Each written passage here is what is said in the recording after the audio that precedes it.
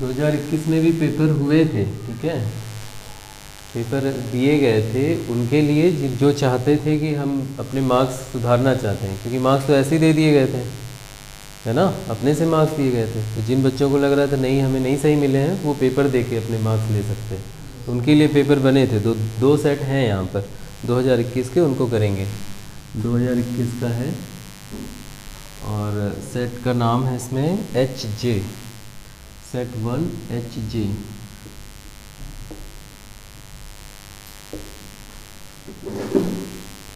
तो देखो इसमें पहला प्रश्न है, प्रत्येक खंड में यही वाला ऑप्शनल है, जिनमें से केवल एक सही है, सही छांट कर अपनी उत्तर पुस्तिका पर लिखिए। तो पहला क्वेश्चन, यदि समीकरण 3x² + 12x + c = 0 के मूल समान हैं तो c का मान ज्ञात कीजिए। पहले का क्या दे रहा है, समीकरण है 3x² + 12x और +c = 0, मूल समान है। मूल समान है कहने का क्या मतलब है, विविक्ति कर, ये तो रफ में करना है, ठीक है, हल नहीं करना है। b² - 4ac = 0 होना चाहिए।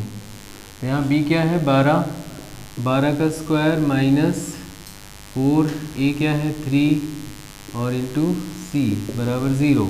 4 × 12, c इधर आ गया 12c माइनस है ना, तो उधर गया प्लस हो गया। यहाँ 12 12 144, 12 यहाँ आकर भाग कर देगा तो c बराबर, जब ये भाग करेगा तो 12 12 में आएगा ही, तो c बराबर 12 आएगा। 12 से 144 को भाग दोगे 12, तो ऑप्शन थर्ड यहाँ पे सही है। अब देखते हैं ख, त्रिभुज ABC में भुजाएं दी गई हैं, AB = 5, BC = भुजाएं इस तरह दी हुई हैं। ख में एक का ख यही कर देते हैं, छोटा सा ही सवाल है। एक का ख 3 भुजाएं, AB = 5, BC = 12 और CA = 13 दिया हुआ है। तो क्या कह रहा है, कोण B का मान ज्ञात कीजिए। तो कोण B AB, अगर इस त्रिभुज को हम बनाएं तो AB कैसे बनेगा, देखो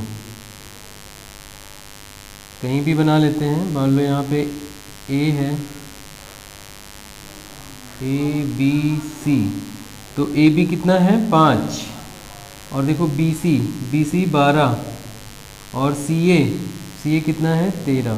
तो ये कोण B पूछ रहा है कितना है। तो भुजाओं का संबंध देख लो कैसा है, समकोण त्रिभुज है ना, राइट एंगल ट्रायंगल हो सकता है।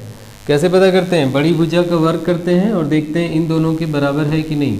तो 13 का स्क्वायर कितना आता है 169, और 12 का स्क्वायर 144 होता है, और 5 का 25 होता है। तो तुम देख सकते हो इन दोनों को अगर जोड़ो, इन दोनों के स्क्वायर को अगर जोड़ोगे तो 169 आएगा। तो क्या हो गया, ये राइट एंगल ट्रायंगल है ना, कौन सा, समकोण त्रिभुज है। इसका मतलब कोण B क्या हुआ, कौन सी भुजा कर्ण हुई, जो बड़ी भुजा है वो कर्ण है। कर्ण के सामने वाला एंगल 90 डिग्री होता है ना, हाइपोटेनस के सामने 90 डिग्री, तो एंगल B 90 डिग्री है, यही बताना था। तो ऑप्शन कौन सा सही होगा इसमें, थर्ड इसका भी सही है, option number third 90 degree, sorry 45 है इसमें तो नहीं, ठीक है 90 डिग्री सही। अब इसी का ग, एक का ग, अब एक के ग में क्या करना है, देखो sin 2a = 2 sin a, तो a का मान ज्ञात कीजिए। sin 2a = 2 sin a, तो a कितने डिग्री हो सकता है, ऐसा कौन सा कोण है जिसके दुगने का मान उसके मान के बराबर हो। वो 0 डिग्री है, ऐसा क्वेश्चन NCERT में था, है ना, वहाँ ऑप्शन को देख के बताना था कौन सा डिग्री है। तो कौन सा एंगल है 0 डिग्री, तो a = 0 डिग्री, ठीक। तो ऑप्शन हो जाएगा यहाँ पे फर्स्ट सही। और कोई कोण नहीं आएगा जिसको यहाँ पे रखोगे तो ये मान और ये मान दोनों बराबर हैं। जैसे यहाँ पे 30 रखोगे तो 60 हो जाएगा, और यहाँ पे 30 ही रहेगा, तो 60 का मान 30 के बराबर नहीं आने वाला, sin 30 है ना, तो कोई भी नहीं आएगा। 0 ही ऐसा है जिसको रखोगे तो दोनों में बराबर आएगा, क्योंकि यहाँ 0 रख दोगे तो ये क्या बन जाएगा, sin 0 हो जाएगा कि नहीं, यहाँ पे भी sin 0 डिग्री, यहाँ 0 रखोगे 2 से गुणा होकर 0 डिग्री बनेगा, और यहाँ पे 2 गुणे फिर से sin 0 डिग्री रखोगे तो ये 0 आया और वहाँ पे 2 गुणे साइन 0 0, तो 0 ही आया दोनों तरफ, है ना। केवल 0 डिग्री ऐसा है जिसके लिए बराबर आएगा, तो फर्स्ट ऑप्शन सही। 2 से 12 तक की विषम संख्याओं का समांतर माध्य निकालना है। एक का घ 2 से आगे 12 तक जितनी भी संख्याएं विषम हैं, तो 2 तो विषम है नहीं, 2 3 को लेंगे, 3 से लेकर 12 तक कितनी मिलेंगी, तो एक हो गया 3 5 7 9 11, बस यही है, 12 तो सम है, बटे इनका माध्य दिया हुआ है, तुम्हें माध्य निकालना है, समांतर माध्य निकालना है। तो क्या करें, 10 से भाग दे, कितना 1 2 3 4 5, 5 से भाग देना है, जोड़ लो, तो कितना हो गया ये 20 27 30 5 35, 35/5 और ये आ जाएगा 7, तो समांतर माध्य 7 आएगा, ऑप्शन नंबर 4, ऑप्शन 4 यहाँ पे सही हो जाएगा 7। अब इसी में अगला देखते हैं। एक्स अक्ष पर स्थित नहीं, सभी वर्ग होते हैं, सभी वर्ग कैसे होते हैं, ऑप्शन दिया हुआ है, एक का अंगा क्या कह रहा है, सभी वर्ग क्या समान होते हैं, बराबर होते हैं क्या, सभी वर्ग बराबर होते हैं, नहीं, बड़े छोटे होते हैं। सर्वांगसम एक ही बात है, समान हो, सर्वांगसम होना और समान होना एक ही बात है। सर्वांगसम कैसे हो जाएंगे सभी वर्ग, कोई 4 सेंटीमीटर का है तो कोई 8 सेंटीमीटर का और बड़ा हो गया, और सर्वांगसम का मतलब है एक के ऊपर एक रखो तो ढक जाना चाहिए। तो 4 सेंटीमीटर भुजा का स्क्वायर है और एक 8 सेंटीमीटर भुजा का बड़ा स्क्वायर है, कहाँ ढकेगा, बड़ा नहीं हो जाएगा, सर्वांगसम नहीं है, ठीक है, कॉन्ग्रुएंट नहीं है, ये भी नहीं हो सकता। तो इनमें से कोई नहीं, चौथा ऑप्शन सही होगा, ऑप्शन नंबर 4, कोई नहीं है ना, इनमें जो बातें दी गई इनमें से कुछ नहीं होगा। च, इसी का च देखो, समीकरण x-1/x को हल कीजिए, 2 का क, तो देखो द्विघात समीकरण यहाँ पे बनेगा, क्या करें, यहाँ पे लासा लेंगे तो इससे गुणा होके क्या बनेगा, x² - 1/x बराबर 0, x उधर जाके गुणा हो जाएगा, तो x² - 1 ऐसे बनाते चले जाना, इसका मतलब ये, इसका मतलब ये 0 हुआ, तो x² बराबर -1 उधर जाएगा, +1 हो जाएगा, तो x बराबर इसको रूट में लेंगे और 1 का रूट 1 ही आता है और वो +-1 आता है, ठीक है। सभी का रूट स्क्वायर जब भी निकालोगे तो +-1, ये आंसर हो गया दूसरे का 1 नंबर का है। इसमें स्टेप लिखने हैं, ठीक है, फर्स्ट वाले क्वेश्चन में सिर्फ नहीं लिखने। अब दूसरे का ख देखो क्या है, दूसरे का ख tan 26 degree upon cot 64 degree, इसका मान बताना है, इसका मान कितना होगा। तो दिख रहा है 26 64 जोड़ने पे 90 आ रहा है ना, तो एक को बदलेंगे, तो क्या करेंगे, कोटि पूरक कोण है ना, बताया है ना, तो क्या करेंगे, इसको लिख सकते हैं tan 90 माइनस 64, 26 ही तो है ये, बटे cot 64। जब भी ऐसा मिले कि दोनों के जोड़ने पे 90 आ रहा है तो एक को 90 में से घटा कर लिखेंगे, तो ये हो गया। अब इसमें आगे क्या होगा, tan 90 minus theta cot theta होता है, तो ये हो गया cot 64 अपॉन cot 64, दोनों कट गए और आंसर आ गया 1, ये आंसर हो गया 1। अब दूसरे का करते हैं ग, 2 समरूप त्रिभुजों की भुजाएं 4:9 हैं, तो इस त्रिभुज के क्षेत्रफलों का अनुपात क्या होगा। तो हमें प्रमेय मालूम है, 2 का ग करना है,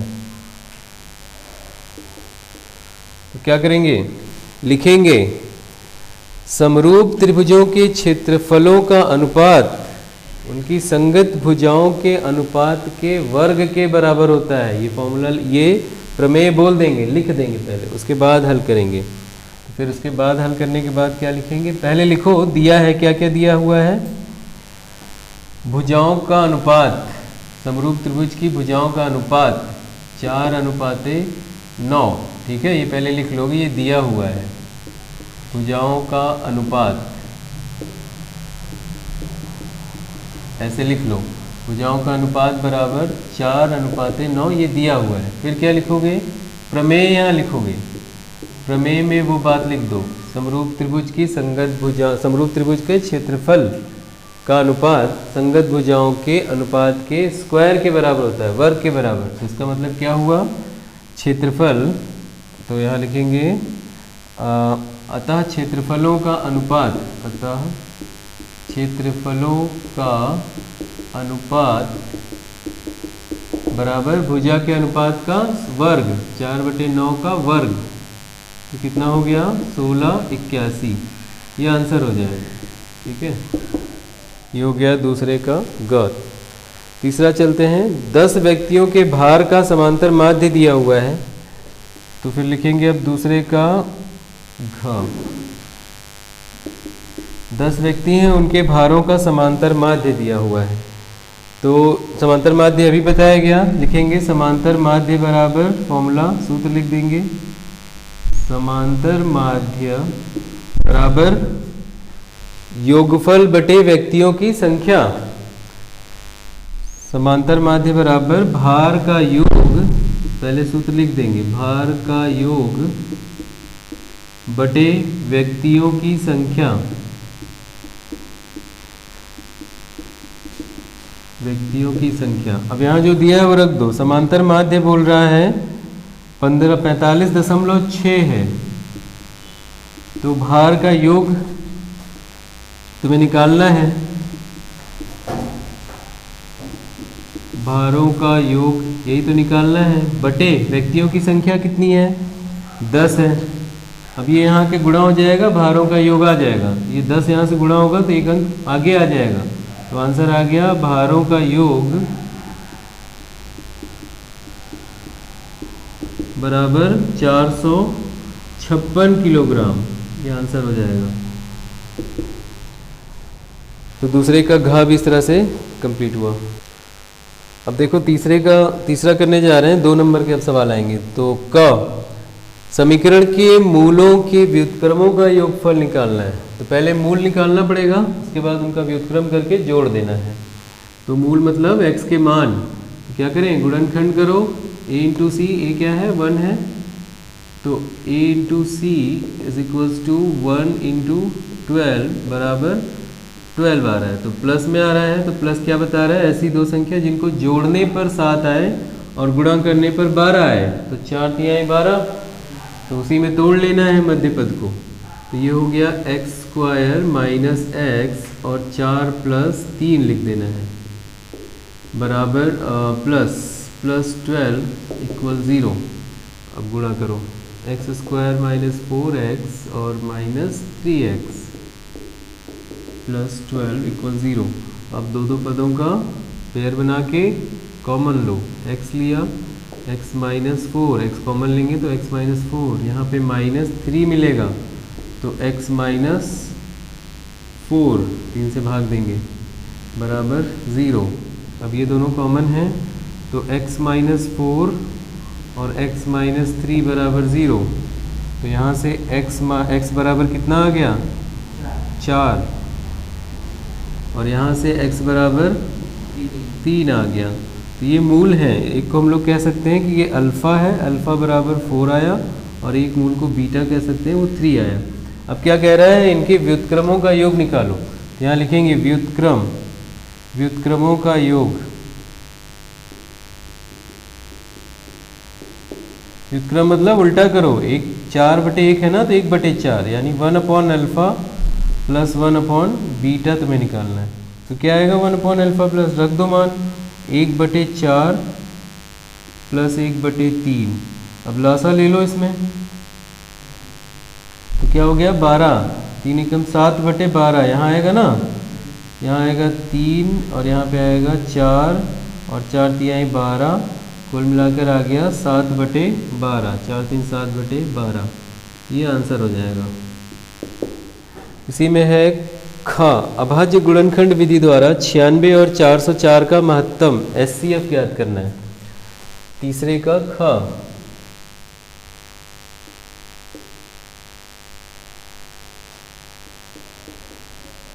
किसका HCF 96 और 404। तो अभाज्य गुणनखंड विधि मतलब गुणनखंड अलग अलग करना है, 2 चौक 8, 2 अठे 16, 2 16, 2 8, 4 2 तो यहाँ पे 96 का गुणनखंड यहाँ लिख लेंगे कितनी बार, 1 2 3 4 5 6, 1 2 3 4 5 और ये 6। इसी तरह से किसका 404 का करो, 404 का गुणनखंड कर लो, 2 दूना 4 0 2 दूना 4, 2 एकम 2 0 2 एकम 2, 101 आ रहा है। अब 101 खुद ही अभाज्य संख्या है, तो 101 एकम 101 नहीं होगा, ये आ गया है ना। तो यहाँ पे गुणनखंड हो गया 404 का 2 गुणे 2 गुणे 101। ऐसे अब कैसे निकालते हैं, जोड़ा बना लेते हैं और हर जोड़े में से एक ले लेते हैं, और कोई जोड़ा बन नहीं रहा है तो यहाँ लिख देंगे मासा, हाँ मासा ब्रैकेट में HCF बराबर 2 गुणे 2 4, ये आंसर हो जाएगा। ये तुम्हारा 2 नंबर का हो गया। अब चलते हैं गा में। अब देखो इसमें गा में क्या कह रहा है, एक लंबवृत्तीय शंकु के आधार का व्यास 21 सेंटीमीटर है, तो त्रिज्या कितनी हो गई, त्रिज्या r बराबर 21/2, हाँ 10.5 बोलो या 21/2 करो, 21/2 रहने दो, क्योंकि क्या होगा 21/2 से कुछ कैंसिल होगा, 7 है ना वहाँ पे, 22/7, 21/2 सेंटीमीटर हो गई इसकी त्रिज्या। अब यहाँ रख दो,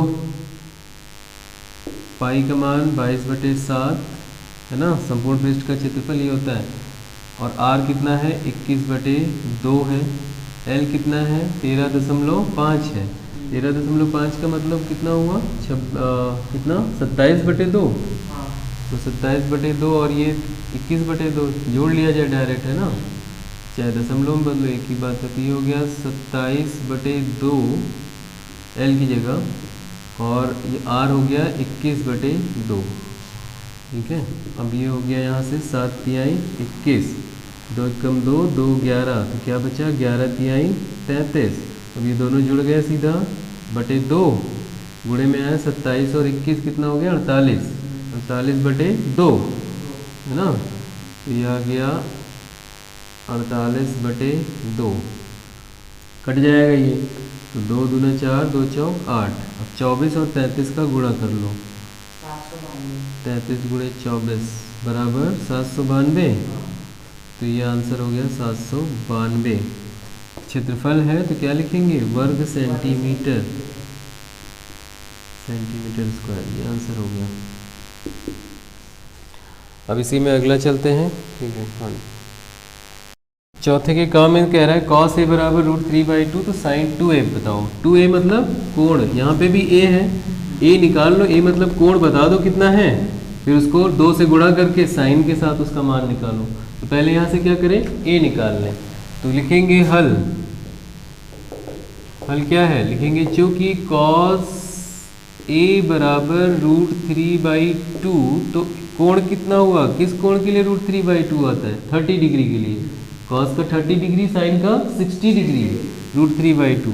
यहाँ से पता चल रहा है कि a कितना है 30 डिग्री है, तो तुम्हें क्या चाहिए, sin 2a चाहिए, तो 2a कितना हो गया बताओ, अगर a 30 है तो 2a कितना हुआ, 60 हुआ कि नहीं, 2 गुणे 30, ये हो गया 2 गुणे 30 डिग्री बराबर 60 डिग्री, क्यों भाई हुआ कि नहीं, ये तो पता ही चल रहा होगा, a 30 है यहाँ रखो, गुणा होकर 60 नहीं आएगा। तुम्हें चाहिए क्या, sin 2a पूछ रहा है, sin 2a का मतलब 60 डिग्री का मान है ना, तो sin 60 डिग्री कितना होता है, √3/2 ही होता है, मीन्स वही वैल्यू आई, √3/2, ये आंसर हो गया 2 नंबर का, ये भी तुम्हारा आसान सवाल है। अब आगे करते हैं, दर्शाइए 3√2 एक अपरिमेय संख्या है, जिसको कि हम लोग कई बार पिछले पेपर्स में कर चुके हैं, ये तुम अगर समझना है तो पिछले पेपर को देखो, समझ में आ जाएगा, ऐसे बहुत से 3 से 4 बार हम लोग कर चुके हैं, तो इसको नहीं करेंगे। गा पे चल रहे हैं, इसी का गा, चौथे का गा,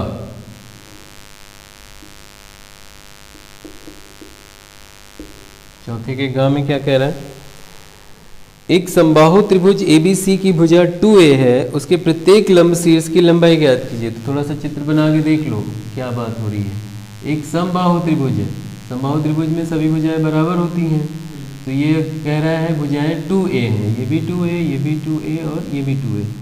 तो इसमें जो शीर्ष लंब है वो ज्ञात करना है। शीर्ष लंब मतलब शीर्ष से सामने वाली भुजा पर लंब, इसकी लंबाई ज्ञात करनी है। तो क्या करें हम लोग, समबाहु त्रिभुज का क्षेत्रफल लगाते हैं, सूत्र है ना। इसे लिखेंगे समबाहु त्रिभुज का क्षेत्रफल। इससे पहले लिख लेना, दिया है समबाहु त्रिभुज की भुजाएं बराबर 2A। तो समबाहु त्रिभुज का क्षेत्रफल, यहाँ सूत्र लगाओगे, समबाहु त्रिभुज का क्षेत्रफल बराबर √3/4 इंटू भुजा का स्क्वायर। ये समबाहु त्रिभुज का क्षेत्रफल होता है। अब यहाँ पे समबाहु त्रिभुज का क्षेत्रफल यहाँ से क्या होगा देख लेते हैं। तो यहाँ पे अब देखो भुजा तो दिया ही है और यहाँ पे रखो सारा मान, तो क्या हो गया, ऊंचाई हमें निकालनी है ना, शीर्ष लंब की ऊंचाई। तो यहाँ रख दो पहले। और अब जो बेसिक फॉर्मूला है त्रिभुज के क्षेत्रफल का वो क्या है, जो सभी त्रिभुज के लिए हो सकता है, 1/2 आधार गुणे ऊंचाई। तो यहाँ लिखेंगे 1/2 गुणे आधार गुणे ऊंचाई, ये बराबर हो गया, यहाँ रख दो √3/4, भुजा मतलब 2A का स्क्वायर। अब यहाँ क्या आएगा, ऊंचाई में बताओ, 1/2 ऊंचाई क्या है, ऊंचाई तो निकालनी है तुमको, और आधार कितना है 2A, यहाँ 2A हो गया और ऊंचाई कितनी हो गई h, है ना। h क्या करना है, ऊंचाई ऊंचाई ही रखो। तो बराबर √3/4 इंटू भुजा का स्क्वायर, यहाँ क्या आ रहा है 4 इंटू A², 4 और 4 कट गया, और यहाँ से देखो ये सब 2 से 2 कट गया, तो ऊंचाई बराबर, ये क्या बचा, a बचा, सिर्फ a यहाँ चला जाएगा, a से a भी कट जाएगा एक, तो क्या आ गया √3a। तो ऊंचाई आ गई √3a, ये आंसर हो जाएगा। समझ में आया सबको, ठीक। अब अगला करते हैं। तो देखो इसमें क्या करना है हमें, चौथे के घाव में एक समद्विबाहु त्रिभुज की रचना जिसका आधार 8 सेंटीमीटर, ऊंचाई 4 सेंटीमीटर। तो इसमें कुछ नहीं करना है, बस तुम्हें एक रफ यहाँ डायग्राम बना लेना है। रफ की भी ज़रूरत नहीं है। क्या है, सबसे पहले एक भुजा जो दी हुई है लिख दोगे। एक भुजा मान लिया AB बराबर, और यहाँ रफ बना ही दो, माना त्रिभुज समबाहु त्रिभुज ABC है, त्रिभुज ABC है। तो क्या करना है हमें, समद्विबाहु त्रिभुज की रचना कैसे करें, एक रफ डायग्राम बना लिया। इसमें एक भुजा 8 सेंटीमीटर है, तो तुम्हें क्या करना है, एक 8 सेंटीमीटर की भुजा खींच लेनी है, ठीक है। 8 सेंटीमीटर कैसे, या तो एक बड़ी भुजा ले लो, उसमें 8 सेंटीमीटर काट लो, या डायरेक्ट स्केल से 8 सेंटीमीटर। तो मान लिया ये भुजा BC है और कितने सेंटीमीटर की, स्केल से नाप के 8 सेंटीमीटर। अब इसकी ऊंचाई दी हुई है, समबाहु त्रिभुज की ऊंचाई। तो अगर ये समबाहु त्रिभुज की भुजा है तो जो ऊंचाई आएगी, जैसे कि यहाँ बनाया है, इस भुजा की जो ऊंचाई आएगी वो क्या होती है, समबाहु त्रिभुज में क्या करती है, ऊंचाई अर्धित करती है, आधा आधा करती है ना। यहाँ से जो लंब खींचते हैं वो इस भुजा को आधा आधा कर देता है ना। जहाँ जो भुजाएं बराबर, ये दोनों भुजाएं अगर बराबर हैं तो यहाँ से अगर शीर्ष लंब खींचोगे तो ये भुजा आधी आधी हो जाएगी। तो यहाँ पे यही करो कि इस लंबाई के लिए यहाँ पे क्या करो, एक लंबार्धक खींचो। लंबार्धक कैसे खींचेंगे, आधे से ज़्यादा ले लेंगे और एक चाप इधर लगा देंगे, इधर, और एक चाप इधर लगा देंगे। फिर यहाँ रखेंगे, यहाँ से भी चाप लगाएंगे। मान लिया चाप यहाँ काटा, एक चाप यहाँ काटा, फिर यहाँ जब लगाओगे तो एक काटेगा एक काटेगा, और इसको क्या करोगे, स्केल से मिला दोगे, ठीक है। और कितने सेंटीमीटर पे, 4 सेंटीमीटर बोला है, तो 4 सेंटीमीटर तुम्हें ये खींचना होगा, ये लंबार्धक, ठीक है। 4 सेंटीमीटर कहाँ, अब ये तो तुमने लंबार्धक खींचा है, सीधे ये पता चला ना कि यहाँ तक लंब आया है। अब तुम्हें इसको 4 सेंटीमीटर तक ले जाना होगा ऊपर। तो स्केल लगाओगे, और बड़ा है तो रहने दो, और छोटा है तो स्केल से 4 सेंटीमीटर नाप कर यहाँ पे, यहाँ लगा दो 4 सेंटीमीटर, और उस बिंदु को ले जाके स्केल से सीधे B से मिला दो और फिर C से मिला दो। तो ये त्रिभुज ABC तुम्हें मिल जाएगा समद्विबाहु। और अगर मान लो तुमने ये जो लाइन खींची है वो 4 सेंटीमीटर से छोटी है तो तुम्हें आगे बढ़ाना पड़ेगा, थोड़ा वहाँ से मिलाना पड़ेगा। ठीक है, बस एक काम करना है, लंबार्धक खींचो। अगर वो बड़ी है तो 4 सेंटीमीटर इस पे नाप के वहाँ पे पॉइंट ए हो जाएगा। अगर वो छोटी है तो और बड़ी करनी पड़ेगी, वहाँ से खींचना है। जहाँ काटा है वहाँ से मत मिला देना। ठीक, तो ये बन जाएगा समद्विबाहु त्रिभुज। अब देखो 5वें के का में 2 क्रमागत धनात्मक पूर्णांक ज्ञात कीजिए जिनके वर्गों का योग 365 है। तो धनात्मक क्रमागत पूर्णांक, तो माना लिख देंगे, माना क्रमागत पूर्णांक, क्रमागत पूर्णांक क्रमशः, क्रमागत मतलब लाइन से आने वाले, क्रमशः अगर पूर्णांक x लिया है तो दूसरा क्या होगा, x तथा x प्लस, नहीं है भाई, क्रमागत लगातार आने वाले। x का अगर एक x है तो उसके जस्ट बाद क्या आएगा, x प्लस 1 आएगा। 2 क्यों आएगा, 2 के बाद क्या 4 आता है लगातार आने वाला, 2 के बाद 3 आता है, 3 के बाद 4 आता है, 1 का अंतर होता है। जब सम विषम बोला जाएगा तब 2 का अंतर होता है। यहाँ बोला गया है क्रमागत लगातार संख्या लेनी है तो 1 का अंतर होता है, इसलिए पहली x है तो दूसरी x प्लस 1 होगी। अब लिखेंगे प्रश्नानुसार, प्रश्नानुसार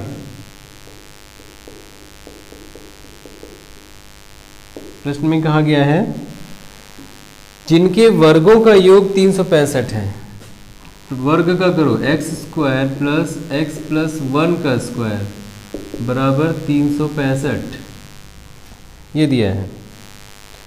तो अब हल करें, द्विघात बनेगा ए स्क्वायर, फिर यहाँ फॉर्मूला खोल दो, A square plus B square plus 2ab 365। अब यहाँ पे ये दोनों मिलके 2x स्क्वायर और ये क्या बन गया 2x, ये 2x प्लस 1, तो ये बन गया 2x और प्लस 1 का स्क्वायर 1 ही हुआ, ये इधर आया तो माइनस 365 बराबर 0, 364 हो गया। इसी को लिख लो 2x square plus 2x minus 364, minus plus बढ़ेगा साइन। अब 2 से कट रहा है, छोटा कर लो, तो ये कट रहा है यहाँ पे x square plus x minus 2 एकम 2, 2 अट्ठे 16, 2 अट्ठे 16 और 2 दूना 4 बराबर 0। अब इसको क्या करो, मध्य पद तोड़ो या सूत्र लगाओ, देखो कैसे आता है। तो मध्य पद ऐसी 2 संख्याएं गुणा करने पर 182, a इंटू सी देखेंगे ना, a इंटू सी, a कितना है 1 है यहाँ पर, c कितना है माइनस 182 है, तो आंसर माइनस 182 आएगा। माइनस ये बताता है कि घटाने पर 1x आना चाहिए और गुणा करने पर 182 कोई संख्या है। तो अगर नहीं दिख रही है तो यहाँ पे गुणनखंड करेंगे, तो 2 9 18, 2 एकम 2, फिर 7 13 है ना, ठीक है, और फिर 13 1 यहाँ कोई है, 7 दूनी 14 और 13, ये 14 और 13 2 संख्याएं हैं, गुणा करेंगे तो आएगा ही और घटाने पर 1 भी आएगा, तो 14 और 13 में टूट जाएगा ये x, तो ये हो गया x स्क्वायर प्लस x और 14 माइनस 13 माइनस 182। अब गुणा कर लो और फिर गुणनखंड, x square plus 14x minus 13x minus 182 equal 0। अब 2 2 का पेयर लेके गुणनखंड, यहाँ पे x लेंगे तो x प्लस 14,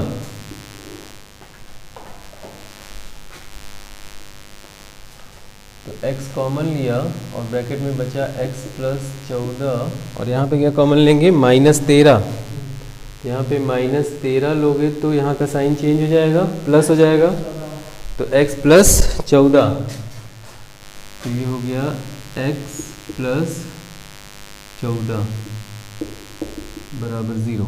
ठीक है, अब यहाँ पे 2 2 पेयर ले लो, तो ये हो गया x प्लस 14 और x माइनस 13 बराबर 0। एक बार इसको करेंगे तो x बराबर आ रहा है माइनस 14 और यहाँ से आ रहा है x माइनस 13 बराबर 0, तो x बराबर 13। तो माइनस क्यों नहीं लेना है, क्योंकि बोला गया है धनात्मक पूर्णांक है। यहाँ लिख देते हैं धनात्मक पूर्णांक। धनात्मक पूर्णांक प्रश्न में बोला गया है, तो ये तो ऋणात्मक है, तो x बराबर ये लिख देंगे अमान्य। क्यों? क्योंकि धनात्मक पूर्णांक हैं। ठीक है, कौन है? संख्याएं। क्योंकि संख्याएं धनात्मक पूर्णांक, ऐसा लिख लेना। अतः संख्याएं क्या हुई? अतः संख्याएं पहली x बराबर 13, तो दूसरी दूसरी x प्लस 1 ना, तो 13 प्लस 1 बराबर 14। क्या आंसर हो जाएगा यहाँ पे? अब पांचवें का ख करते हैं। तो देखो ख में क्या करना है, उस बिंदु के निर्देशांक ज्ञात कीजिए जो, वही देखो विभाजन सूत्र यहाँ लगाना है। दो बिंदु दिए हुए हैं, -1 लिख लेते हैं। बिंदु A दिया हुआ है -1, 7 और बिंदु B है 4, -3। एक बिंदु B है 4, -3। इन दोनों बिंदुओं को मिलाने वाली रेखाखंड, तो ये हो गया A और ये हो गया B। 4, -3 और A है -1, 7। ये क्या? और यहाँ पे उस बिंदु का निर्देशांक ज्ञात कीजिए जो इन दोनों को मिलाने वाली ये जो रेखाखंड है, इसको किस अनुपात में बांटता है? 2:3 में। तो माना वो बिंदु P है, ठीक है। यहाँ मान लिया वो बिंदु P है, तो इस P को तुम क्या मानते हो? x और y बोलते हो, ठीक है। ये बिंदु P हो गया। और इन लोगों को क्या मानते हो? x1, y1 और ये होता है x2, y2, ठीक है। अनुपात को क्या मानते हो? m1 है ना, और m2। अनुपात दिया हुआ है m1 बराबर 2:3, 2:3 m1 m2। ये सब पहले लिख लेना, दिया है। माना बिंदु कौन है? P है, तथा उसके निर्देशांक क्रमशः x। तो ये सब लिख लेना, ठीक है, जो जो दिया हुआ है। ठीक, क्या कहोगे? माना कि बिंदु P है और उसके निर्देशांक x y हैं, तथा m1 m2 क्या है? अनुपात है। ये लिखने के बाद ये चित्र भी बना देना, तो और इजी हो जाएगा, लिखने की ज़रूरत भी नहीं ज़्यादा पड़ेगी। यहाँ से क्लियर होता है क्या करना है। ठीक, फिर क्या लिखोगे? विभाजन सूत्र द्वारा, वो क्या है? x बराबर m1 x2 plus m2 x1 upon m1 plus m2।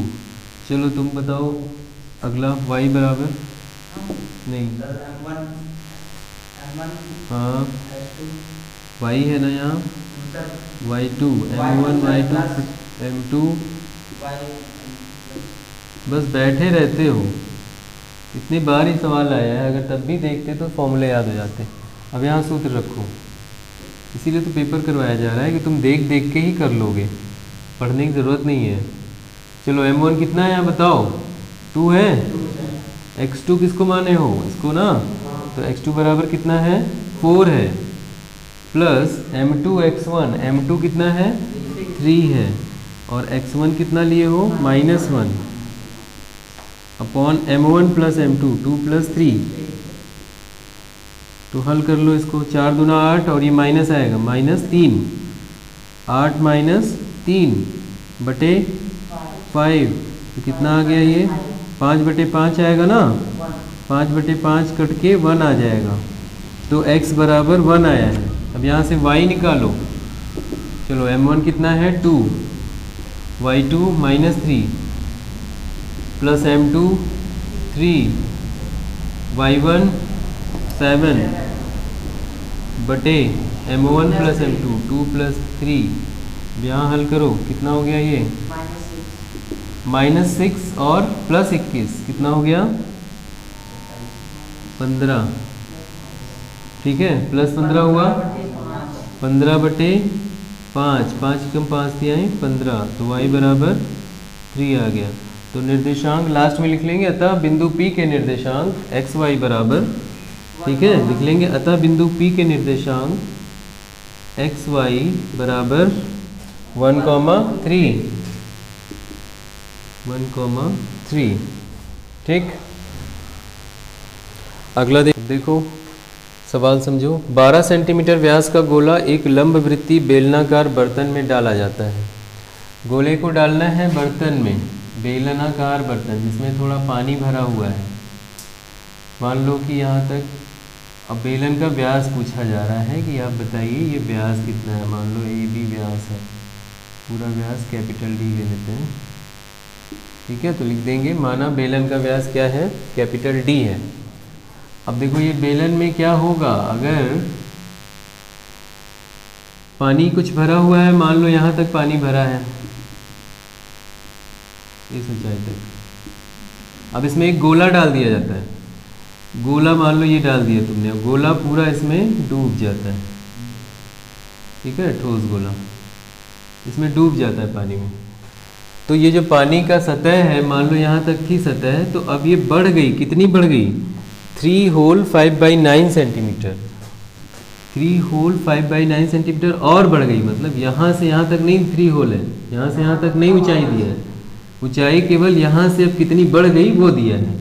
तो मान लो पानी का सतह अब यहाँ आ गया, यहाँ तक पानी आ गया, तो ये ऊंचाई दी हुई है, ये मान लो बढ़ी हुई ऊंचाई है। h बराबर कितना, 3 होल 5/9, 3 सहित 5/9 सेंटीमीटर, ये ऊंचाई है, इतनी बढ़ गई, ठीक है, ये दिया हुआ है, ठीक। इतनी ऊंचाई बढ़ गई। और किस रूप में बढ़ा होगा पानी, बेलन के रूप में बढ़ा होगा ना।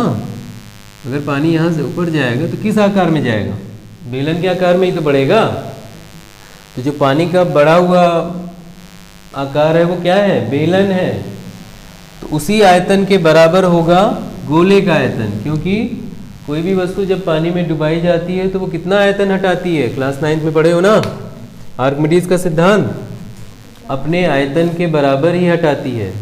अपने आयतन के बराबर द्रव को हटाती है, तो उतना ही द्रव ऊपर आ गया, तो वो जो द्रव आया है उसका आयतन गोले के बराबर होगा, गोले के आयतन की, ठीक है। तो ये बातें लिख देंगे।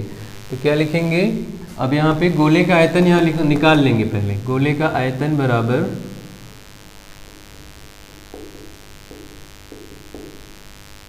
क्या होता है, गोले का आयतन 4/3 πr³, ठीक है, ये गोले का आयतन है।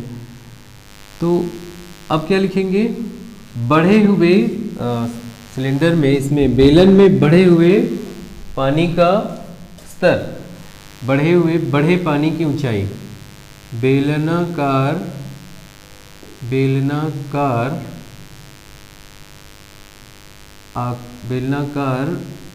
जल स्तर, बेलनाकार जल स्तर, बढ़े हुए जल स्तर, बेलनाकार बढ़े हुए जल स्तर की ऊंचाई h बराबर ये है, नोट यहाँ 27 और 5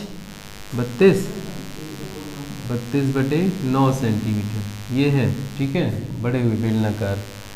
तो फिर उसकी आयतन क्या होगा, बढ़े हुए जल का आयतन, बढ़े हुए जल का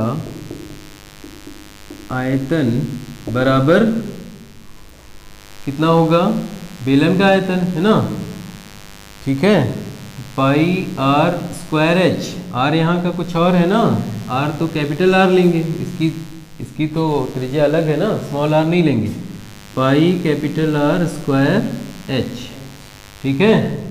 त्रिज्या जो यहाँ है वही तो यहाँ पे होगी, भले ही यही बेलन तो बढ़ रहा है, यही आकार तो बढ़ रहा है, तो πR²h। अब क्या लिखेंगे, क्योंकि ठोस अपने आयतन के बराबर द्रव विस्थापित करता है,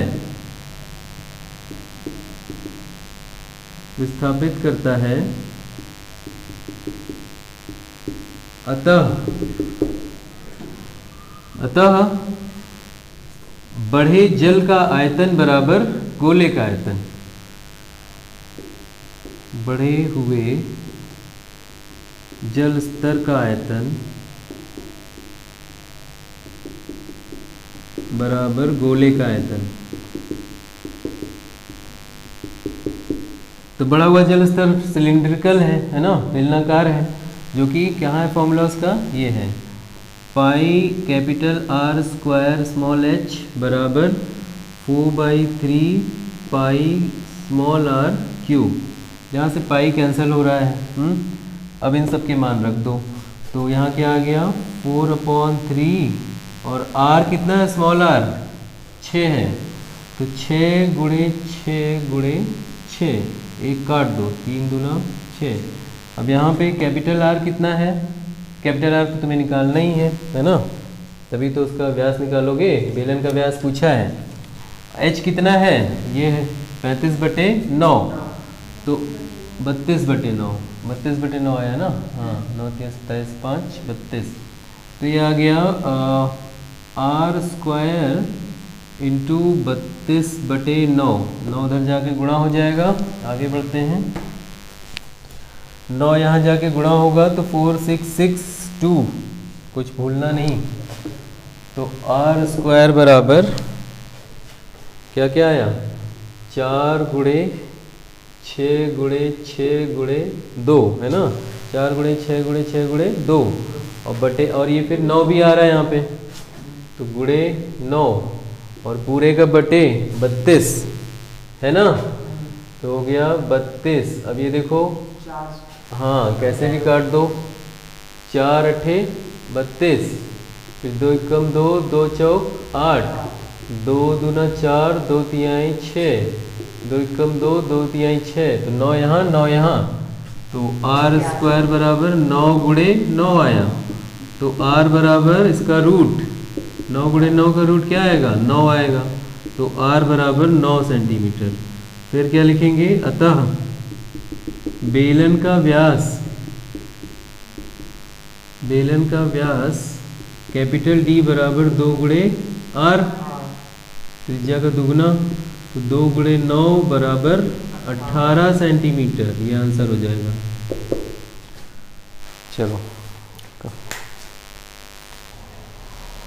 तो यहाँ पे क्या करना है, हमें बहुलक ज्ञात करना है। तो ये सारणी बनी हुई है, आंकड़े दिए हुए हैं, तो यहाँ फॉर्मूला है L क्या है, सब में यहाँ लिखना होगा। L क्या है, बहुलक वर्ग की निम्न सीमा, तो यहाँ लिख लेना L बराबर बहुलक वर्ग की निम्न सीमा।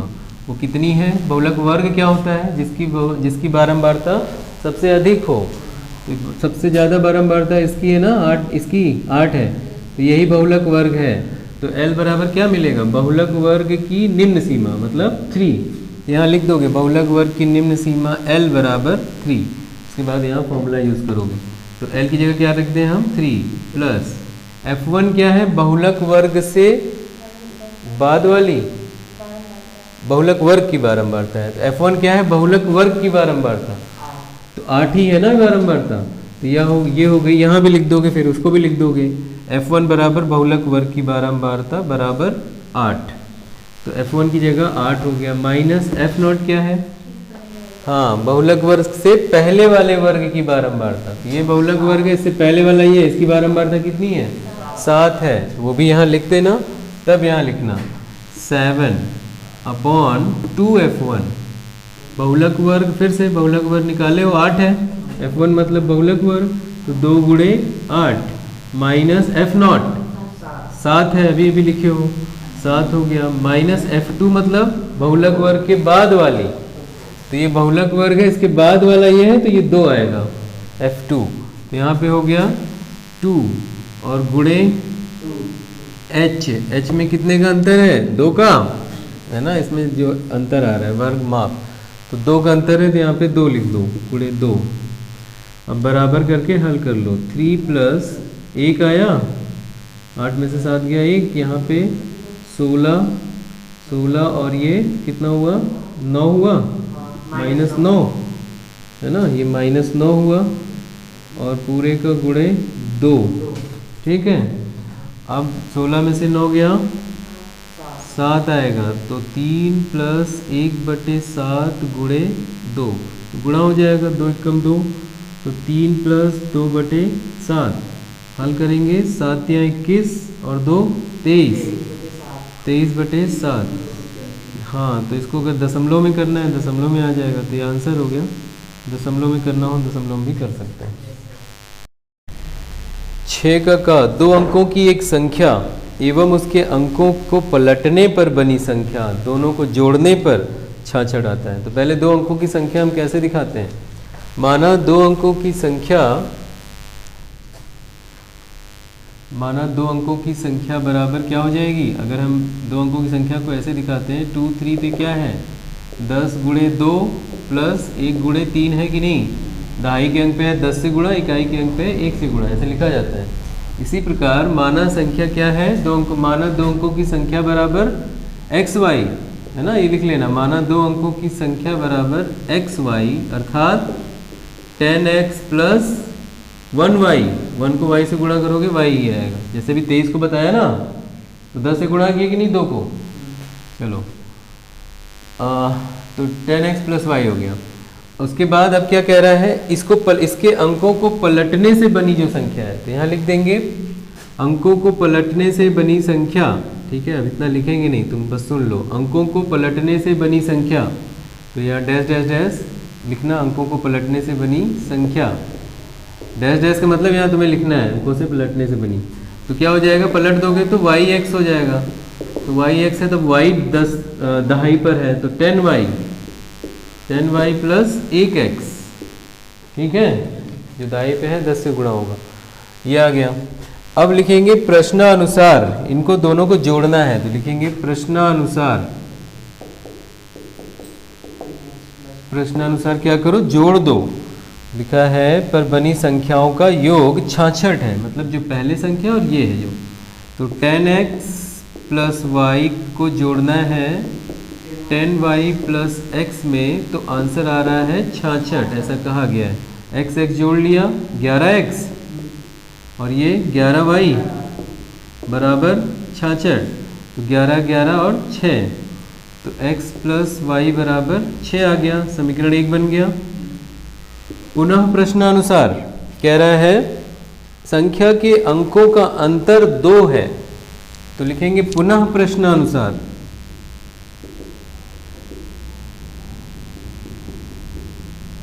संख्या के अंकों को पलट दो, नहीं पलटना नहीं है, क्या करना है? अंकों का अंतर बताना है। तो x माइनस वाई बराबर 2, समीकरण नंबर 2 बन गया। 2 समीकरण मिल गए, अब इनको हल कर लो। समीकरण 1 और 2 को जोड़ने पर, तो समीकरण 1 और 2 को जोड़ देना। अब लिखेंगे समीकरण 1 तथा 2 को जोड़ने पर, तो y कट गया, 2x बराबर 8 आया, तो जोड़ देंगे, यहाँ पे आ जाएगा। तो 2x बराबर 8, तो x बराबर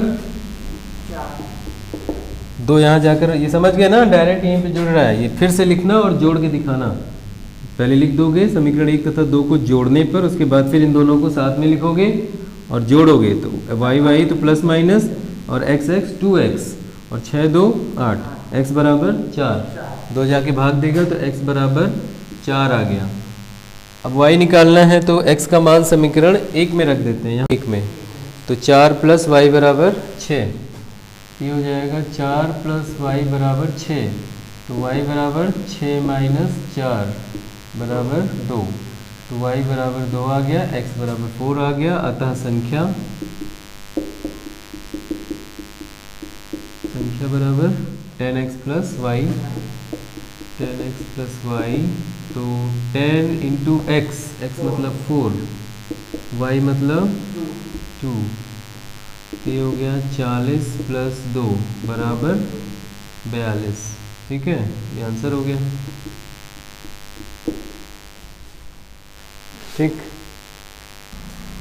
छठवें का खा, अगर हम देखें तो इसमें माध्यिका दी हुई है 28.5 और इसमें फ्रीक्वेंसीज 2 लुप्त हैं, 2 जो बारंबारता हैं वो लुप्त हैं, वही तुम्हें निकालनी है x और y। तो सेम ऐसा ही सवाल 2022 के सेट नंबर 7 पे हम लोगों ने किया है, तो जिसे देखना है वो वहाँ जाके देख सकता है। दोबारा ये सवाल हम नहीं यहाँ कर रहे हैं। ठीक है, तो अब छठवें का गा करेंगे।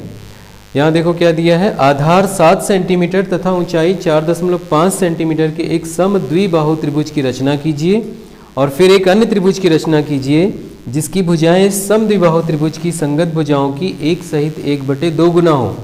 तो सेम वही रचना है जो अभी तक हम लोग करते आ रहे हैं, त्रिभुज की रचना। क्या अंतर आया है? समद्विबाहु त्रिभुज पहले तुम्हें बनाना है। तो अभी इससे पहले जो 2 नंबर का सवाल था, समद्विबाहु बनाए थे ना, तो वही वाली रचना पहले तुम्हें करनी है। तो यहाँ जैसे तुमको पहले बताया है कि रफ चित्र बना लेना समद्विबाहु त्रिभुज का। ये रफ चित्र है, यहाँ पे ऊंचाई दी हुई है इस त्रिभुज की। मान लो ये ए बी है, ए बी सी है, इसका आधार दिया हुआ है 7 सेंटीमीटर। ये मान लो ये आधार है 7 सेंटीमीटर और ऊंचाई 4.5 है। तो ये जो ऊंचाई है 4, ये सी डी क्या है? ऊंचाई है 4.5 सेंटीमीटर। 4.5 ही है ना, ऊंचाई कितनी है? 4.5 सेंटीमीटर। ठीक है, ये दिया हुआ है। इस तरह से ये त्रिभुज तुम्हें पहले बनाना है। तो यहाँ लिख लेना ये रफ चित्र है। इसको देखकर तुम अब इस त्रिभुज की रचना करो। तो क्या करोगे? आधार 7 सेंटीमीटर खींच लेना है। तो 7 सेंटीमीटर नापेंगे और स्केल से खींच लेंगे। नाम दे देंगे इसको ए बी। अब इसकी ऊंचाई दिया हुआ है ना, तो ऊंचाई क्या होगा? शीर्ष से जो इस पर लंब खींचा गया होगा वही ऊंचाई होगी। और हम जानते हैं समद्विबाहु त्रिभुज में बराबर भुजाओं के शीर्ष से खींचा गया जो शीर्ष लंब है वो भुजा को क्या करता है? आधा आधा करता है। तो फिर इसका मतलब ये जो ऊंचाई है वो लंबार्धक है इसकी। तो इसका लंबार्धक खींचेंगे तो आधे से ज़्यादा लेके चाप लगाएंगे यहाँ पे, है ना। एक यहाँ लगेगा, आधे से ज़्यादा लेंगे और एक चाप लगाएंगे। लंबार्धक ऐसे खींचा जाता है, आधे से ज़्यादा का चाप लेके एक इधर लगाओ, एक यहीं से इधर लगा दो, 2 चाप कटे। फिर वही बिना हिलाए बी पे रखो, यहाँ काट दो, और फिर एक यहीं पे रख के यहाँ काट दो। तो ये दोनों जहाँ काटेंगे इन्हीं को तुम्हें स्केल से मिला लेना है। ये तो लंबार्धक हो गया। अब ये कितना बड़ा हो वो ये दिया हुआ है, जो ऊंचाई दी है 4.5 सेंटीमीटर। तो स्केल को यहाँ पे रख के 4.5 जहाँ आ रहा होगा वहीं पे तुम्हें क्या लिख देना है? सी। सी तो है ना, ये सी है। और यहाँ क्या लिखोगे? डी। इसके बाद इसको यहाँ से मिला दोगे, यहाँ से मिला दोगे स्केल से, और ये त्रिभुज मिल गया। ठीक है, समद्विबाहु त्रिभुज। ये दोनों भुजाएं बराबर आएंगी। अब तुम्हें क्या करना है? जो कि 10th की रचना है, तुम्हें दिया हुआ एक अन्य त्रिभुज की रचना कीजिए जिसकी भुजाएं इस त्रिभुज की भुजाओं की एक सहित 1/2 गुनी हो। तो ये क्या कहलाता है? स्केल गुणक। बार बार बताया जा रहा है ना, इसे स्केल गुणक कहते हैं। ये स्केल गुणक तुमको दिया रहेगा, जैसे भी दिया हो उसको स्केल गुणक समझना। तो ये असल में क्या लिखा है? 2 एकम 2 और 1 3, 3/2 लिखा है। ठीक है, अब तुम्हें क्या करना होता है इसके बाद? वही रचना जो अभी तक करते आ रहे हो हमेशा। यहाँ से न्यून कोण बनाती हुई एक रेखा। तो ये यहाँ आएगा नहीं, जब खींचोगे फेयर काम करोगे तो इतना नहीं आएगा, यहीं कहीं आएगा। ठीक है, इस तरह से इसके रास्ते में नहीं आएगा। इसको क्या कह दोगे? ये x है या y है, कुछ कह दो। फिर क्या करो? इसको कितने टुकड़ों में बांटो? जो बड़ी संख्या है। अब की बार देखो अंश बड़ा आ रहा है, तो बड़ी संख्या के बराबर, यानी इसके 3 टुकड़े करने बराबर बराबर 1 2 3 को ले लेंगे गोला प्रकार पे नाप के स्केल पे। तो इसको क्या कहेंगे हम लोग? ये क्या है? ये सॉरी ए है ना, ये ए। तो ये क्या हो जाएगा? A1 A2 A3। अब क्या करें? कहाँ पे लास्ट वाले को हम लोग B से मिला दें, स्केल से मिला दिया। अब इसी रेखा के समांतर कहाँ से खींचना है? जो ये छोटी वाली संख्या है, मतलब 2 से यहाँ पर इसके समांतर। तो सबसे पहले इसके बराबर एक यहाँ पे चाप लगाएंगे, वही चाप यहाँ A2 पर लगा देंगे। तो A2 पर लगाओगे तो ये काटेगा जहाँ पर। अब यहाँ से यहाँ तक रख के ऐसे नाप लोगे। इसको तुम क्या करोगे? जहाँ काटा है वहाँ रखोगे और एक चाप लगाओगे। फिर A2 से, इस पॉइंट से इसको ले जाओगे और इसको यहाँ पे मिला दोगे। तो इसके समांतर एक रेखा हो जाएगी जो B के बगल में आ रही है। तो यहाँ पे नाम क्या पड़ेगा? B डैश, है ना। ये D तो यहाँ पे है, ये पड़ गया B डैश। फिर यहीं से इसके समांतर रेखा खींचनी है।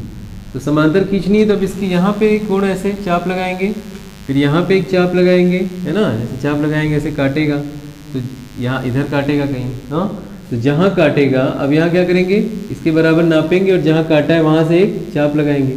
फिर इस B को इस कटान बिंदु से ले जाके यहाँ मिला देंगे। अब C के बगल में तो इसको C डैश कह देंगे। त्रिभुज कौन सा है? ये वाला है ना। ये छायांकित में आ रहा है A B dash C dash. अतः A B dash C dash त्रिभुज प्राप्त हुआ, अभी त्रिभुज प्राप्त हुआ। यही रचना बार बार हो रही है। ठीक है, देखो घ में कह रहा है समान त्रिज्या एवं अधिकतम क्षेत्रफल वाले दो वृत्ताकार टुकड़े जो एक दूसरे को स्पर्श करते हैं, एक दूसरे को स्पर्श करते हैं। दो वृत्त हैं समान त्रिज्या वाले, थोड़ा सा इमेजिन करेंगे और ऐसे बना लेंगे, और समान त्रिज्या वाले हैं। ठीक है, एकदम बराबर। मान लो यहाँ बनेगा नहीं इक्वली, तो मान लो कि दो एकदम समान त्रिज्या वाले दो हैं, टच कर रहे हैं एक दूसरे। ये कहाँ से काटे जाते हैं? एक आयताकार कार्डबोर्ड से काटे जाते हैं। तुम्हारे दिमाग में क्या बन रहा है? एक आयताकार रेक्टेंगुलर कार्डबोर्ड है, उसी से ये काटे जाते हैं। तो क्या समझे तुम कि ये आयताकार कार्डबोर्ड है, इसी से इसको ऐसे ऐसे काट दिया जाता है।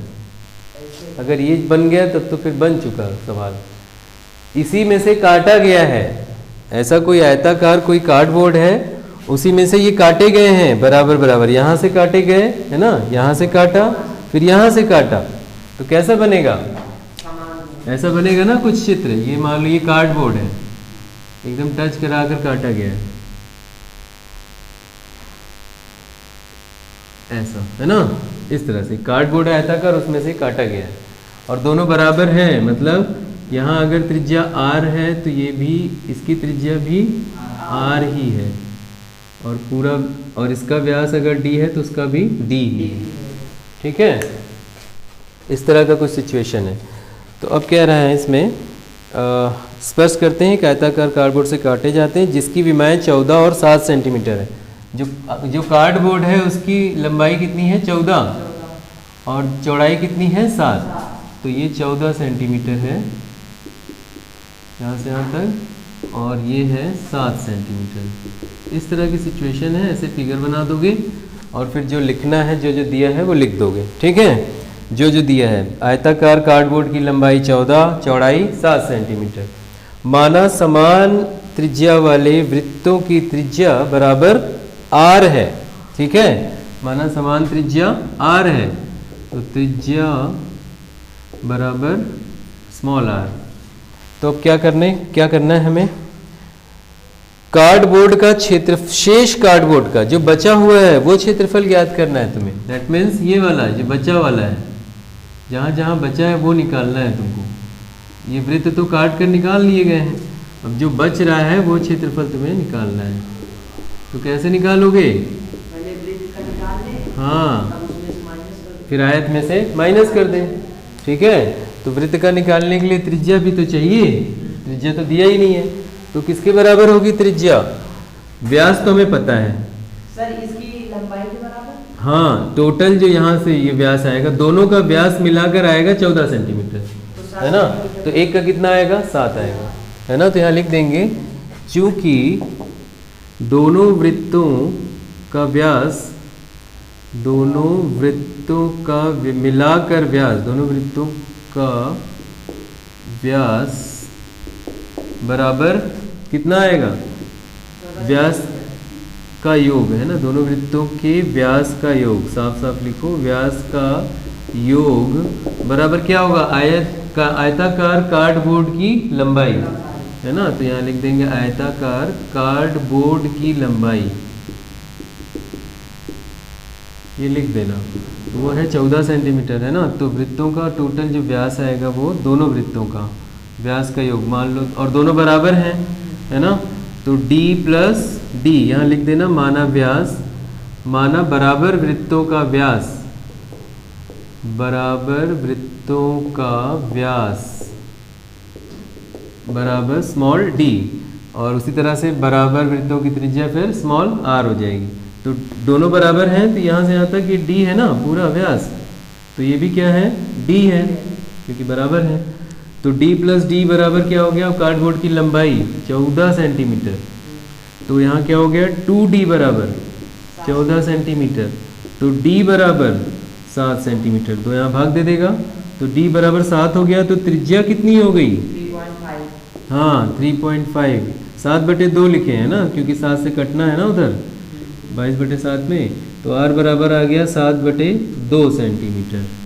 तो ये त्रिज्या मिल गई हम लोगों को वृत्त की। अब लिखेंगे दो वृत्त का क्षेत्रफल। दोनों वृत्तों का क्षेत्रफल, है ना, दोनों चाहिए ना, यहाँ लिखेंगे दोनों वृत्तों का क्षेत्रफल।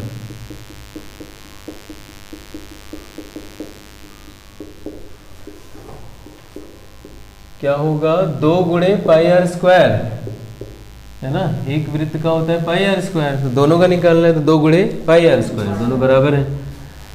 और फिर यहाँ रख देते हैं, चलो, तो 2 गुणे 22/7 और r है 7/2 गुणे 7/2, तो 7 से 7 कट गया, 2 से 2 कट गया, 2 से फिर यहाँ 11 हो गया, तो 11 सत्ते 77, है ना, आ गया 77 वर्ग सेंटीमीटर।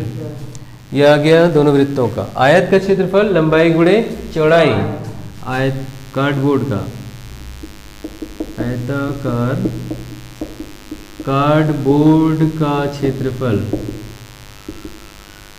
कार्डबोर्ड का क्षेत्रफल बराबर लंबाई गुणे चौड़ाई। अब लंबाई कितनी है 14, चौड़ाई है 7, 14 सत्ते 98 वर्ग सेंटीमीटर। अतः शेष कार्डबोर्ड जो बचा हुआ है, शेष कार्डबोर्ड का क्षेत्रफल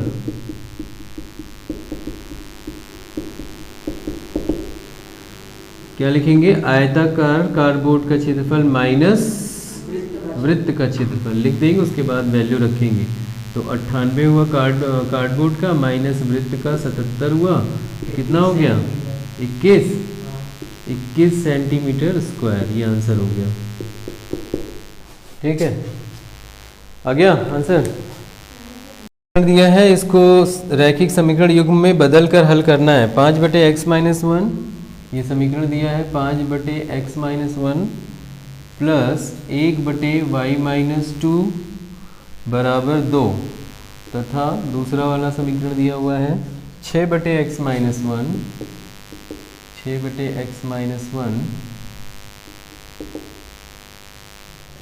माइनस 3/y-2 बराबर 1, ये दिया हुआ है। इन दोनों समीकरणों को मानक रूप में बदलकर हल करना है, x-1 y-2 x-1 और y-2। जानते ही हो, देखो यहाँ पे भी x वाला x-2 1/y-2 यहाँ पे भी वही दोनों है, 1/x-1 और 1/y-2।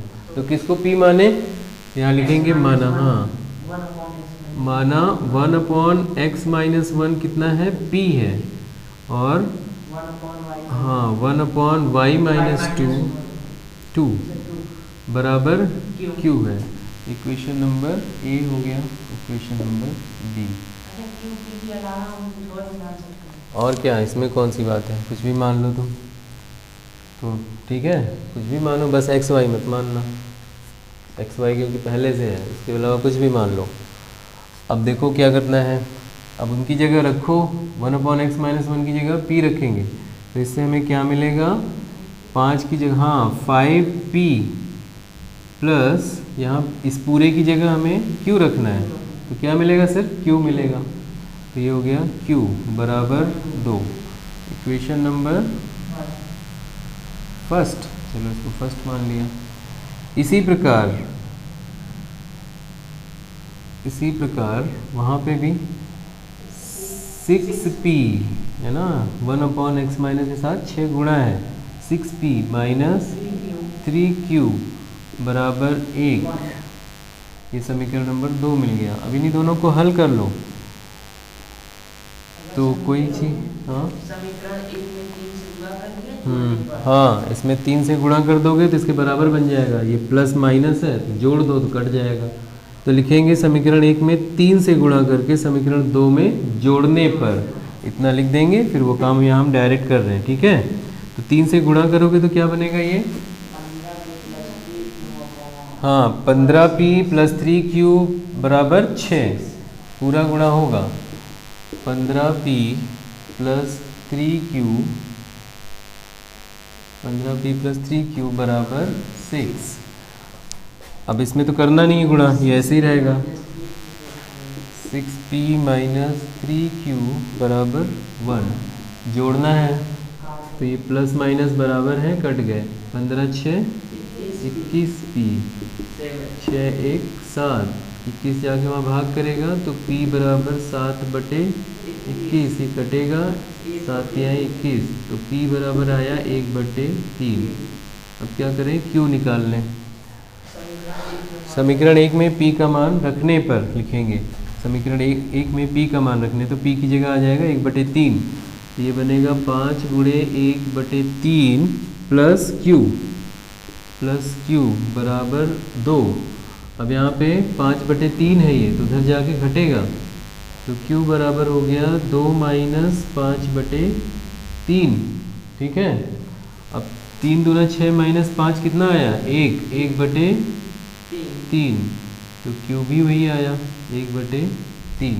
अब p और q का मान a और b में रखने पर, फिर लिखेंगे p का मान समीकरण a में रखने पर, a वहाँ पर है, ठीक है, तो यहाँ रखेंगे p का मान समीकरण a में रखने पर, तो 1/x-1 बराबर p मीन्स 1/3, तो x क्या आएगा, ये पूरा इधर जाके गुणा होगा, ये इधर गुणा होगा, तो क्या बन रहा है ये x-1 बराबर 3, ये फिर से बन गया है, नहीं आ जाएगा ना, डायरेक्ट आ जाएगा, तो x बराबर ये उधर गया तो +1 हो जाएगा, 4 हो जाएगा, ये x बराबर 4 आया। फिर अब q का मान b में रखने पर लिखेंगे, q का मान b में रखने पर, तो 1/y-2 इज इक्वल्स टू 1/3। अब ये उधर जा गुणा हुआ तो बना y-2 बराबर 3, तो y बराबर ये आके जुड़ गया 5 आ गया, y बराबर 5 लास्ट में लिख देंगे, अतः x बराबर 4 और y बराबर 5 और लिख देंगे आंसर। ठीक है, अलग से लिख लेना, अतः x बराबर 4 y बराबर 5, तब लिखना आंसर। तो देखो 7वें का करते हैं, एक सवाल है 7वें का ख का, वायुयान का जमीन पर स्थित किसी बिंदु A से उन्नयन कोण 60 अंश है। तो मान लो ये जमीन है, ये जमीन है और वायुयान यहाँ कहीं है, ये वायुयान कहीं पर है, इसका ये बिंदु A से जब उन्नयन कोण देखते हैं तो ये आता है 60 डिग्री, कितना दिया है, 60 ही दिया है ना, 60 डिग्री है। ए से उन्नयन कोण मतलब ऊपर देखना है, ये वायुयान है, यहाँ जहाज मत बनाने लगना, ये 60 अंश है, ठीक है, बिंदु के रूप में ही देखना है हर चीज़ को। तो यहाँ से ऊंचाई भी दी हुई है, ऊंचाई कितनी है, दे रहा है एक निश्चित ऊंचाई पर, वायुयान एक निश्चित ऊंचाई 1500√3 मीटर की ऊंचाई पर उड़ रहा है। ये जो ऊंचाई है ये है 1500√3 मीटर, इतनी ऊंचाई पे उड़ रहा है। √3 वैल्यू नहीं होती क्या, 1.732, नहीं वैल्यू नहीं दिया है, √3 मीटर की ऊंचाई पे उड़ रहा है। अब क्या होता है, 15 सेकेंड के बाद उन्नयन कोण बदलकर 30 अंश हो जाता है। 15 सेकेंड के बाद मतलब अभी तो यहाँ से देख रहे हैं, तो 15 सेकेंड के बाद ये थोड़ी दूर चलेगी जहाज, यहाँ पहुँच गई है ना, मान लो यहाँ पहुँच गई। अब उन्नयन कोण कितना होगा, घट जाएगा, क्योंकि दूर देखोगे तो नज़र कम उठानी पड़ेगी, पास देखोगे ज़्यादा उठानी पड़ेगी, तो 30 अंश हो गया। कितना हो गया, 30 अंश। उन्नयन कोण यहाँ से 30 अंश हो जाता है, तो इसको बना देते हैं, ये हो गया 30 अंश, ये वाला 30 अंश हुआ, और पूरा कितना हो गया है, 60 अंश। यहाँ का 60 अंश है और यहाँ से 30 अंश है, तो ये ऊंचाई भी तो उतनी है ना, अब ऐसे नहीं उड़ी है जहाज, ऐसे उड़ी है, सीधे ही जा रही है, तो ये भी उतनी ऊंचाई रहेगी, ये पॉइंट भी उसी ऊंचाई पर है। इसको आगे तक ज़मीन को बढ़ा के बता दो कि यहाँ पर भी ऊंचाई वही है, 1500√3 मीटर दिया हुआ है। नाम रख दो सबका, ये ए है, यहाँ ए बिंदु तो यहाँ माना गया, अब यहाँ ए मत रख देना, ABC, और यहाँ पे D रख दो और यहाँ पे E रख दो। अब कहाँ F की कहाँ ज़रूरत है, तो गया ना 2 त्रिभुज, अब तो कोई बिंदु है नहीं कहीं, F की ज़रूरत नहीं है कहीं, है ना, कहीं ज़रूरत हो तब तो रखेंगे। यहाँ पे एक त्रिभुज है पर इसकी ज़रूरत नहीं। तो अब क्या करें, क्या बताना है, तो वायुयान की चाल किलोमीटर प्रति घंटा में बताना है। किलोमीटर प्रति घंटा में है तो 15 सेकेंड को तुम्हें घंटे में बदलना होगा। यहाँ से यहाँ तक समय कितना लगा है, 15 सेकेंड समय t मान रहे हैं और वो बराबर है 15 सेकेंड। चलो घंटे में बदलो, कितना आएगा? 15 सेकेंड को अगर घंटे में बदलना है तो क्या करें? सेकेंड को घंटे में बदलना है, गुणा करोगे, भाग करना है 3600 से, क्योंकि एक घंटे में 3600 सेकेंड होते हैं और घंटे में बदलना है ना तो भाग होगा 3600 से। तो 15/3600 घंटे बोल सकते हैं इसको, ठीक है। यहाँ नहीं लिखेंगे, अब यहाँ लिख रहे हैं। समय B से E तक जाने में समय, क्या लिखोगे? B से E तक समय, B से E तक समय t बराबर 15 सेकेंड बोलो या फिर 15 सेकेंड बटे 3600 बराबर 15/3600। काट सकते हो ना, अभी कट सकता है ना ये, कि काट दो। कितना आया? सिंपलेस्ट फॉर्म में करो, सरलतम रूप में, तो घंटा आ जाएगा। और अब चलो इसको हल करो। और देखो ये मीटर में दिया है तो उसको किलोमीटर में बदलना होगा। यार रहने दो, मीटर प्रति सेकंड में निकालते हैं, क्या ज़रूरत, छोड़ो। मीटर प्रति सेकंड में निकालेंगे ना, फिर 5/18 से भाग दे देंगे तो किलोमीटर प्रति घंटा में आ जाएगा, ठीक। तो करते हैं अब, चलो आगे। तो किस त्रिभुज में काम करें? त्रिभुज ABC में क्या लिखें? BC/AC।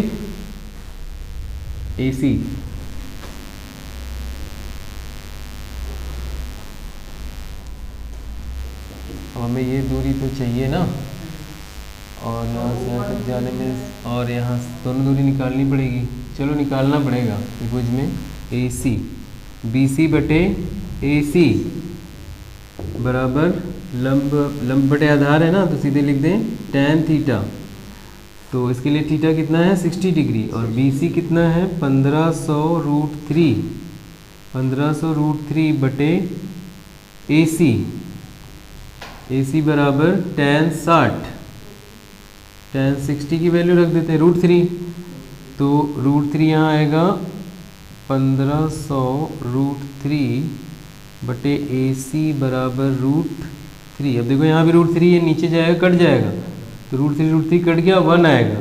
AC 1 से गुणा होगा तो क्या आ जाएगा? AC बराबर 1500। यहाँ पे AC आ गया, यही लिख दें, AC बराबर 1500 मीटर।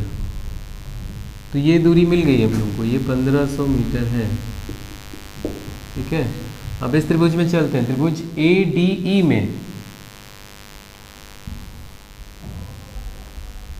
त्रिभुज ADE में फिर से ED/AD